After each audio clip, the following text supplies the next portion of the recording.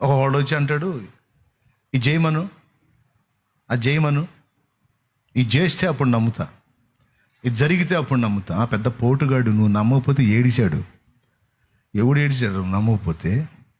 నమ్మకపోతే పోతావు నువ్వే పాతాళానికి.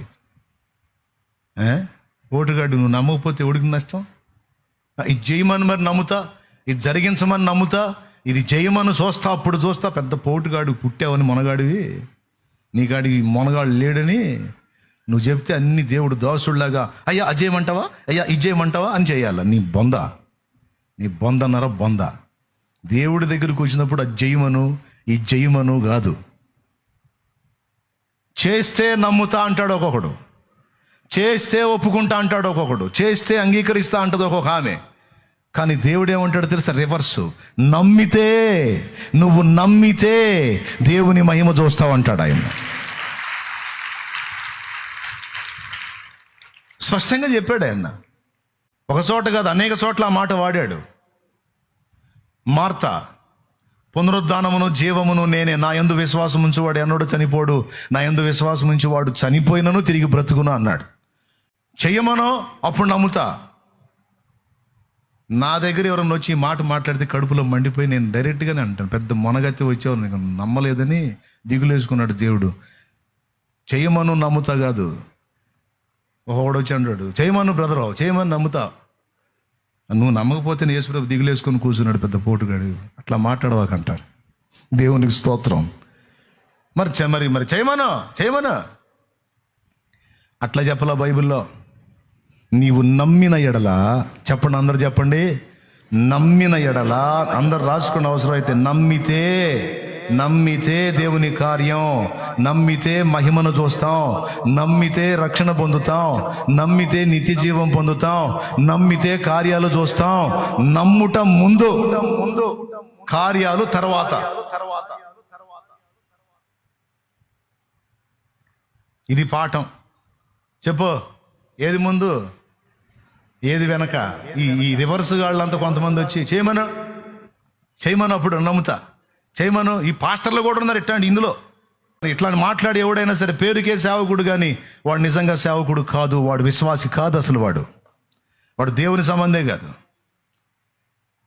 అది చేయమను అప్పుడు నమ్ముతాననేది ఏందిరా నువ్వు? దేవుడు చేయలేదా కార్యాలు? దేవుడు కార్యాలు చేయలేదా?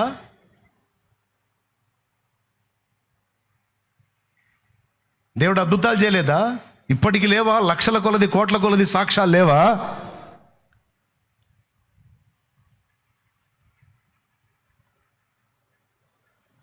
ఎవరైనా సరే చెయ్యమనో నమ్ముతా అన్నోడు రివర్స్లో ఉన్నాడని అర్థం. వాడు పాస్టర్ అయినా సరే రివర్స్లో ఉన్నాడు, వాడు దేవుని సత్యానికి వ్యతిరేక దిశలో ఉన్నాడు, వాడు తేడా అని అర్థం. చెయ్యమనో నమ్ముతా, ఇదిగో ఇది చేయలేదు, చెయ్యి తెప్పిమని నమ్ముతా అనే పాస్టర్ని చూశాను నేను ఒకడిని. ఇది చేయలేదు, చెయ్యి తెప్పిమనో అంటే సవాళ్లకు లొంగి ఎప్పుడన్నా అద్భుతాలు చేశాడా యేసయ్య? చెప్పండి ఒకసారి మీరు. సవాళ్లకు లొంగి అంటే ఇప్పుడు వీడికి చేయి తప్పితే అప్పుడు నమ్ముతావా? ఓకే అరే టారా అని యేసుప్రభు వీడికి అద్భుతాలు చేశాడా? అలా అడిగిన వాళ్ళు ఏమన్నాడు తెలుసా? వ్యభిచారులైన చెడ్డతరము వారు సూచక క్రియను అడుగుతున్నారు, యోనాను కూర్చున్న సూచక క్రియే కానీ మరి ఏ సూచక్రియ వారికి అనుగ్రహింపబడదని పచ్చిగా తిట్టు వదిలిపెట్టాడు. ఆయన మామూలుగా ఉండదు, ఎట్లియాలి అట్టిస్తాడుగా. బోధకుడా, మేము చూచినట్లు ఆకాశం నుండి ఏ సూచక్రియ చూపుతున్నావు నువ్వు? ఏదైనా ఒక కార్యం చూపించు అప్పుడు నమ్ముతాం అంటే శిష్యుల వైపు తిరిగి, వ్యభిచారులైన చెడ్డతరం వారు సూచక్రియలను అడుగుతున్నారు. ఎంత బాధ అండి పాపం వాళ్ళకి. అస్సలు మొహమాటం ఏమన్నా ఇంత మొహం అంటే వాళ్ళు ముఖాలు చూసుకుని ఉంటారు. వామ్మో ఇంత మాటను మనల్ని వ్యభిచారులు.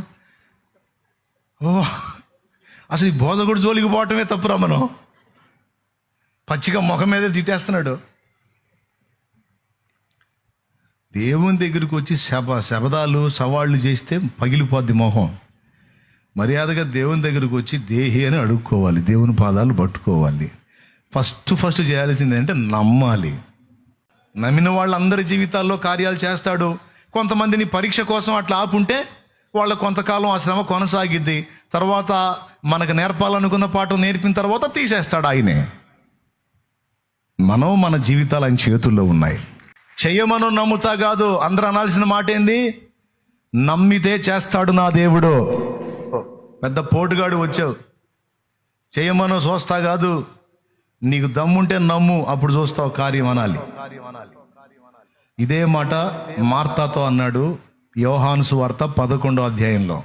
ఇదే మాట దయ్యం పట్టిన కుమారుణ్ణి కలిగినటువంటి తండ్రితో అన్నాడు మార్కు సువార్త 9వ అధ్యాయంలో.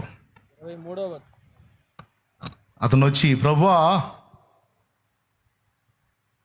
నీ చేతనైన ఎడల ఈ దయ్యమును వెళ్ళగొట్టు, నీ వలన ఏమైనా అయిన ఎడల ఈ దయ్యమును వెళ్ళగొట్టు అన్నాడు. ఎందుకంటే నీ శిష్యులు వెళ్ళగొట్టలేకపోయారు, వాళ్ళు వెళ్ళగాలేదు, నీ వల్ల ఏమన్నా ఇద్దా అని అడిగాడు. వాడి సాహసం చూడు. అప్పుడు ప్రభు అన్నాడు, నా వల్ల ఇద్దా అని అడుగుతున్నావు, మరి నమ్మటం నీ వల్ల ఇద్దా అన్నాడు. నమ్ముట నీ వలనైతే నమ్మువానికి సమస్తము సాధ్యమే, సమస్తము సాధ్యమే, సమస్తము సాధ్యమే. ఒకడు అంటాడు, నూనె రాసి ప్రార్థన చేయమని ఉంది కదా, నూనెకి ప్రార్థన చేయటం ఏంది? కొంతమంది కొన్ని ఏదో వాళ్ళు వాడుకునే మందులు తెచ్చుకుంటారు. ఆ టాబ్లెట్లు, ఆ టానిక్లు అవి తెచ్చుకొని, ఆ గుట్ట అయితే సంచిలో తెచ్చుకొని, అయ్యా ప్రార్థన చేయి అంటారు. కొంతమంది పిల్లలు పెన్నులు తెచ్చుకుంటారు. ఇప్పుడు రాయాల్సింది ఇటు బ్రెయినా ఆ పెన్నా? వాడు ఆ పెన్నును తీసుకొచ్చి ఇచ్చి, అన్న పెన్నుకు ప్రార్థన చేయ అంటాడు. కొంతమంది విత్తనాలు తీసుకొచ్చి విత్తనాలకు ప్రార్థన చేయమంటారు. కొంతమంది కాయలు తీసుకొచ్చి కాయలు ఇచ్చి అన్న కాయలకు ప్రార్థన చేయంటారు, నూనెకు ప్రార్థన చేయంటారు. చేయాలో వద్దా? ఏ వచనం కింద వీళ్ళ కోసం ప్రార్థన చేస్తానో తెలుసా? నమ్ముట నీ వలనైతే నమ్మువానికి సమస్తము సాధ్యమే అన్న కోటాలో వీళ్ళందరికీ ప్రార్థన చేస్తాను నేను. వచనం ఉంది బైబిల్లో ఆ మాట. ఈ నూనె రాసి ప్రార్థించినప్పుడు కార్యం జరుగునట్లు, ఇదిగో ఈ నూనెను దేవుడు తన ప్రభావంతో నింపునట్లు ప్రార్థన చేయి అన్నప్పుడు, ప్రభువా, ఆ నూనె రాసి ప్రార్థించిన స్వస్థత, ఆ నూనెలో కూడా నీ శక్తిని నింపమని నేను ప్రార్థన చేస్తా. నూనెలో దేవుడు ఎట్ట శక్తిని నింపుతాడంటే, ఆ నమ్మిన వాడి నమ్మిక చొప్పున దేవుడు నింపుతాడు. అలా ప్రార్థించిన నూనెను రాసుకొని బాగుపడ్డవాళ్ళు చాలామంది ఉన్నారు. మరి ఎట్లా జరిగింది? పెన్నులు తీసుకొచ్చి ప్రార్థన చేయమన్నారు. చెప్తా, నవ్వుతా, చెబుతా, రాసేది నువ్వా పెన్నా? నేనే అన్నయ్య, పెన్నుకు చేయన్నయ్య అంటే అన్ని జనుల్లాగా. అన్ని జనులేమో వాటిని తీసుకెళ్ళి విగ్రహాల దగ్గర పెట్టి దండం పెట్టుకుంటారు.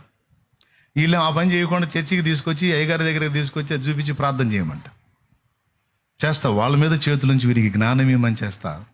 వారు విశ్వాసంతో తెచ్చిన ఆ పెన్ను మీద కూడా చేతుల నుంచి బిడ్డలు నాయన పాపం కళాలు తెచ్చుకున్నారు, ఈ కలంతోనే రాస్తారు.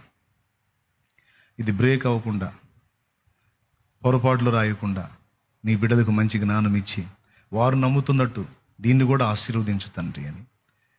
మరి వారిని సిగ్గుపరచకూడదు కదా. వారు నమ్మిక చొప్పున వారి కోసం ప్రార్థన. వారికి అడుగుతాను నేను, మీ బ్రెయినా మొత్తం జ్ఞాపకం పెట్టుకొని రాసేది పెన్ అంటే, అన్న ఇది కూడా సరే, కానీ రెండింటికి నీ కృపని అయ్యా ప్రార్థన చేస్తా. తప్పేం కాదే. వాని విశ్వాసం చొప్పున కార్యం జరుగుతున్నప్పుడు నీకు వచ్చిన నష్టం ఏంటి? చెప్తా వాడికి, అరే నూనెకి ప్రార్థన చేయటం కదా, నూనె రాసి ప్రార్థన చేస్తే స్వస్థత వచ్చిందని బైబిల్లో రాసుంది. తప్పకుండా రాస్తానన్నయ్య, నూనె రాసుకుంటా, నేను రాసుకొని ప్రార్థన చేస్తాను, ఎదుటి వాళ్ళు కూడా రాసి ప్రార్థన చేస్తాను, అది ఓకే. ఈ నూనె కూడా దేవుడు తన ప్రభావం ఇచ్చినట్లు ప్రార్థన చేయంటే చేస్తాను. ఎందుకంటే పరిశుద్ధుల వస్త్రాలకు కూడా దేవుడు శక్తిని, ప్రభావాన్ని ఇచ్చాడు. వస్త్రానికి ప్రభావం ఇచ్చిన దేవుడు నూనెకి ప్రభావం ఇవ్వడా? ఇచ్చేవాడు ఇవ్వంగలేంది, నీకు వచ్చిన నొప్పింది. మరీ వింత, దానికా దీనికా అది. కోడిగుడ్డు మీద ఈకలు వీగినట్టు, గుడ్డు మీద ఈకలు ఏం దొరుకుతాయి, కోడి మీద దొరుకుతాయి. కానీ వీడికి ఏదో ఒకటి కావాలా వంక ఎదుటి వాళ్ళని తప్పు పట్టడానికి. అందుకని వాళ్ళు అట్ట చేశారు, వీళ్ళు ఇట్ట చేశారు, వాడు దానికి చేశాడు, వీడు దీనికి చేశాడు, అసలు అట్ట చేయవచ్చా, మర్మం ఒకటి బయటికి తీశానని మొదలుపెట్టి దాని మీద ప్రసంగాలు, లెక్చర్లు, వీళ్ళు బొంద. దేవునికి స్తోత్రం కలుగునుగాక. చేదు ఊటలో క్రొత్త కుండలో ఉప్పు తీసుకొని రమ్మని ఆ ఉప్పు తీసుకెళ్ళి ఆ చేదు ఊటలో వేస్తే ఎలీషా చేదైన నీటి ఊట తీయగా మారినట్లు లేఖనంలో ఉంది. మరి ఉప్పులో ఏముంది? దేనికైనా శక్తిని ఇవ్వగలడు, దేనైనా దేవుడు వాడుకోగలడు. నువ్వెవడు చెప్పడానికి? దానికి ప్రార్థన చేయటం ఏంది, దీనికి ప్రార్థన చేయటం ఏంది? దానికి ప్రార్థన చేయటం కాదు, ప్రార్థన దేవుడికి చేసేది. దానికి శక్తిని ఇవ్వమని ప్రార్థన చేస్తాం. గింజలు తెచ్చుకుంటారు, అన్న పొలంలో జల్లబోతున్నాను అన్న ప్రార్థన చేయంటే ప్రార్థన చేస్తాను. వెళ్ళేటప్పుడు చెబుతాను, కన్నీళ్లతో ప్రార్థన చేసి విత్తమ్మ సంతోషగానంతో పంట కోస్తావు అని చెప్తాను నేను.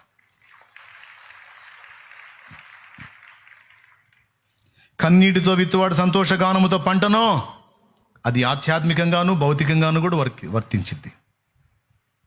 మొక్క నాటేటప్పుడు కన్నీళ్లతో ప్రభువా ఇది ఫలించేటట్టు చేయ అని ప్రార్థన చేసిందట. దేవుడు కృప చూపుతాడు.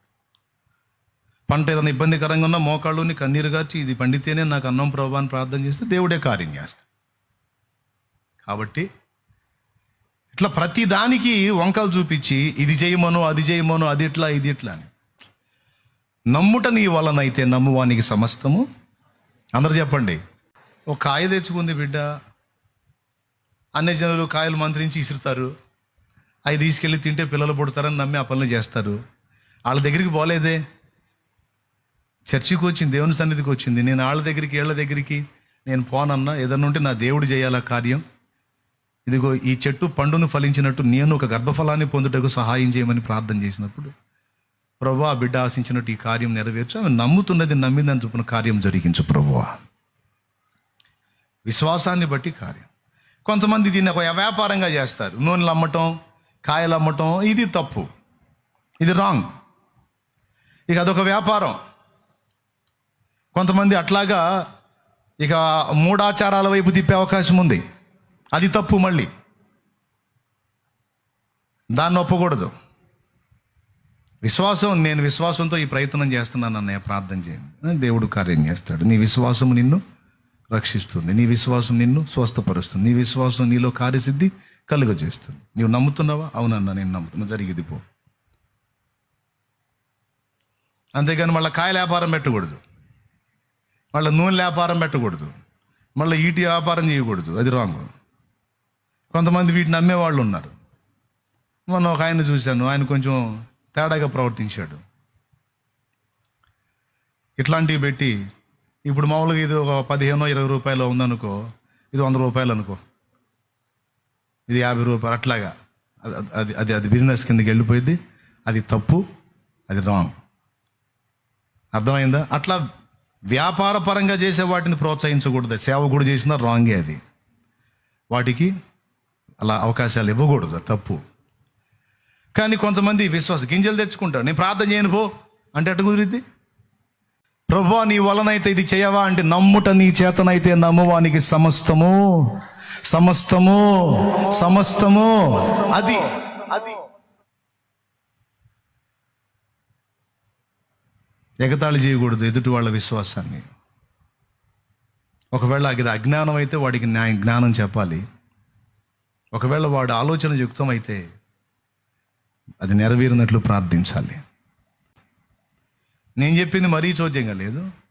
ఖాళీ చేతులను చాపి ఆ చేతుల్లో బిడ్డున్నట్టు నువ్వు విశ్వసించు,